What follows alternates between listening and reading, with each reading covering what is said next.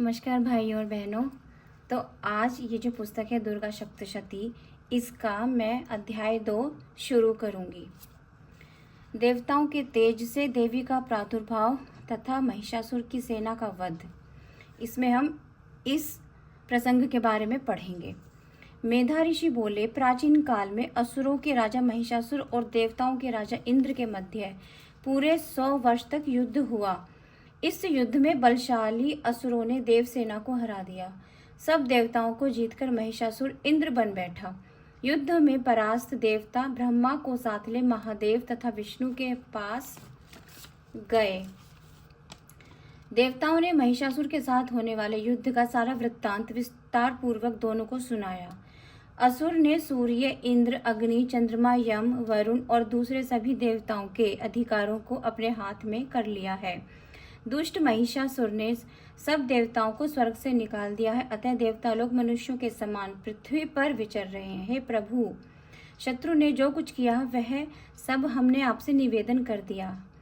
अब हम सब आपकी शरण में आए हैं, कृपा कर असुर के वध का उपाय करें। देवताओं के वचन सुन विष्णु भगवान और महादेव अत्यंत क्रोधित हुए। भौहें चढ़ गई और मुंह तमतमा गया। अत्यंत क्रोध से युक्त भगवान विष्णु, महादेव तथा ब्रह्मा तीनों के मुख से एक महान तेज प्रकट हुआ।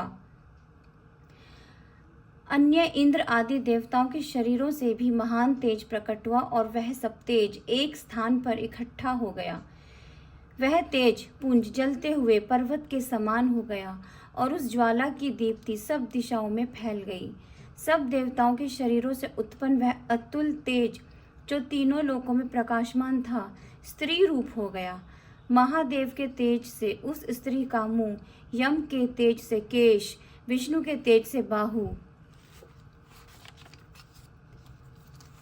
चंद्रमा के तेज से दोनों स्तन, इंद्र के तेज से मध्य भाग, वरुण के तेज से जंघा, पृथ्वी के तेज से नितंब, ब्रह्मा के तेज से दोनों पैर, सूर्य के तेज से पैरों की अंगुलियां, वसुओं के तेज से हाथों की अंगुलियां, कुबेर के तेज से नासिका तथा प्रजापति के तेज से उसके दांत उत्पन्न हुए, अग्नि के तेज से तीनों नेत्र, दोनों संध्याओं के तेज से भौहें और वायु के तेज से दोनों कान उत्पन्न हुए। इस प्रकार उपरोक्त तथा अन्य देवताओं के तेज से उस शिवा कल्याणकारी देवी का प्रादुर्भाव हुआ। सब देवताओं के तेज समूह से उत्पन्न इस देवी को देखकर असुर से सताए हुए सभी देवता प्रसन्न हुए।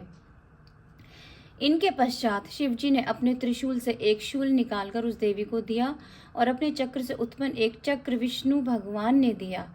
वरुण ने शंख और अग्नि ने शक्ति दी। वायु ने धनुष और बाणों से भरपूर 2 तरकश दिए। देवराज इंद्र ने अपने वज्र से उत्पन्न एक वज्र दिया तथा ऐरावत हाथी का घंटा दिया। यमराज ने काल दंड से दंड प्रदान दिया और अंबुपति ने पाश दिया। प्रजापति ने रुद्राक्ष की माला और ब्रह्मा ने कमंडल दिया। सूर्य भगवान ने अपनी किरणें देवी के रोमकूपों में भर दी। काल ने खड़ग तथा उत्तम ढाल दी। क्षीर सागर ने सुंदर हार और 2 नूतन वस्त्र दिए। दिव्य चूड़ामणि, कुंडल, कंकण, निर्मल अर्धचंद्र, सब भुजाओं के बाहुबंद, पैरों के नुपुर, गर्दन में कंठा, सब अंगुलियों के लिए रत्न जड़ी अंगूठियां प्रदान की। विश्वकर्मा ने एक परशु भेंट किया तथा अनेक प्रकार के अस्त्र और अभेद्य कवच तथा सिर और हृदय पर धारण करने के लिए कमल के खिले हुए सुंदर फूलों की माला दी तथा समुद्र ने कमल का एक सुंदर फूल दिया। हिमालय ने एक सिंह सवारी के लिए तथा अनेक प्रकार के रत्न दिए। कुबेर ने सुरा से भरा हुआ एक प्याला दिया। शेषनाग ने महामणि विभूषित एक नाग हार दिया। अन्य सभी देवताओं ने भूषणों और अस्त्रों से देवी का सत्कार किया।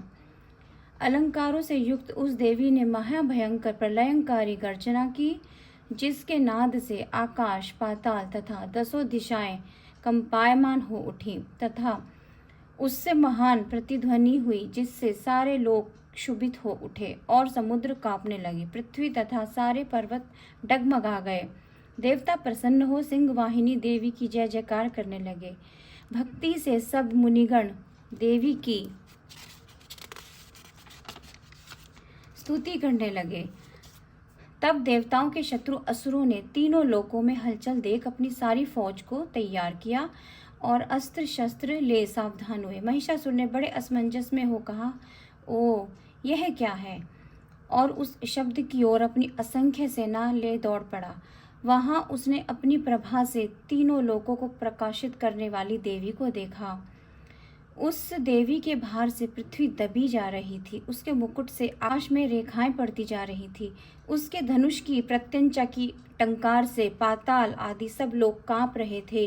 वह देवी अपनी सहस्त्रों भुजाएं एवं दिशाओं में फैलाए खड़ी थी। वह देवी अपनी सहस्त्रों भुजाएं सब दिशाओं में फैलाए खड़ी थी। उसके साथ असुरों का युद्ध होने लगा। अनेक प्रकार के अस्त्र शस्त्र चलने लगे। उनकी चमक से सब दिशाएं प्रकाशित हो गई। महिषासुर के सेनापति महाअसुर चिक्षुर तथा चतुरंगिणी सेना ले युद्ध करने लगे। उदग्न नामक असुर 60,000 रथी अपने साथ ले युद्ध करने लगा। महाहनु नामक असुर 1 करोड़ सेना ले देवी के साथ लड़ने लगा और महाअसुर असिलोमा 5 करोड़ सेना ले युद्ध में प्रवृत्त हुआ। बाष्कल नामक असुर 60 लाख रथी और परिवारित असंख्य हाथी घोड़ों की सेना लेकर युद्ध करने लगा। बिडाल नामक असुर 1 करोड़ 5 लाख रथ ले युद्ध करने लगा। और भी बहुत से असुर 10-10 हजार रथ और हाथी घोड़े लेकर आ डटे तथा देवी से युद्ध करने लगे। महिषासुर भी करोड़ों रथ घोड़े और हाथी लेकर युद्ध भूमि में आया। असुरों की सेना तोमर, भिंदीपाल, शक्ति, मूसल, खड़ग, परशु, पट्टिश आदि शस्त्रों से युद्ध करने लगे। कोई शक्ति फेंकते हुए, कोई पाश से प्रहार करते हुए, कोई असुर खड़ग ले देवी को मारने दौड़ता। देवी ने उन असुरों के अस्त्र शस्त्र खेल की तरह अपने अस्त्रों से काटकर खंड खंड कर दिए और देवी के मुंह पर क्लेश और क्रोध की छाया थी। यह देख देवता और ऋषि उनकी स्तुति करने लगे। उसके बाद देवी ईश्वरी उन असुरों पर अस्त्र शस्त्र का प्रहार करने लगी। देवी का वाहन सिंह भी कुपित होकर गर्दन के बाल हिलाता हुआ उसी प्रकार सेना से में विचरने लगा जैसे वन में आग फैलती जाती है। उस समय अंबिका देवी के श्वासों से लाखों गण उत्पन्न हो गए। देवी की शक्ति से उत्पन्न उक्त गण परशु, भिंदीपाल, खड़ग और पट्टिश आदि अस्त्रों से असुरों से युद्ध करने लगे तथा गण, ढोल, मृदंग और शंख बजने लगे।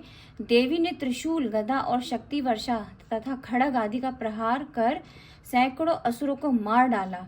बहुत से असुरों को घंटे के शब्द से मोहित करके पृथ्वी पर गिरा दिया। कितने ही असुरों को पाश में बांधकर पृथ्वी पर घसीट लिया और बहुतों को तीक्ष्ण खड़ग से काट डाला। कितने ही दानव देवी की गदा के प्रहार से पृथ्वी पर गिर गए।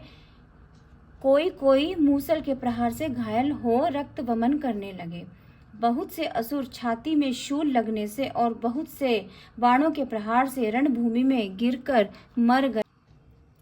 देवताओं को पीड़ित करने वाले बाज पक्षी की भांति आक्रमण करने वाले असुर गिरकर मरने लगे।